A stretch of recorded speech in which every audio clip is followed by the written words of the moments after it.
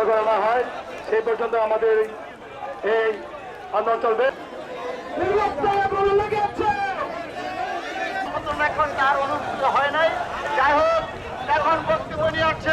আজকে আমরা যেখানে দাঁড়িয়ে আছি আমাদের রক্তে আগুন লেগেছে। 2 ঘন্টার ভিতরে বিচার হবেই হবে। এখন বক্তব্য নিয়ে আলহাজ আতাউর রহমান মুকুল ভাইকে গাড়ি থেকে টেনে হেসড়ে তাকে বিবস্ত করা হয়েছে। নারায়ণগঞ্জবাসী আমরা এই আতাউর রহমান মুকুলের উপরে যেই আক্রমণ করেছে সেই আক্রমণের তীব্র নিন্দা জানাই।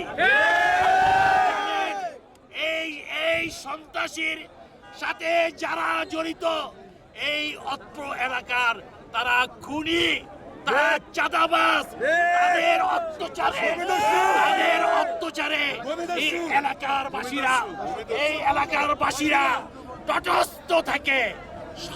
সংগ্রামী বন্ধুরা, তাই আসুন এই চাঁদাবাজদের বিরুদ্ধে আমাদের প্রতিরোধ গড়ে তুলতে হবে।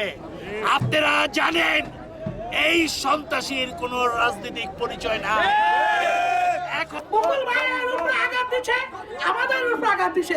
আমরা আঘাত গতকাল থেকে আগুনে আমাদের শরীরে জ্বলতেছে, বাইরে থেকে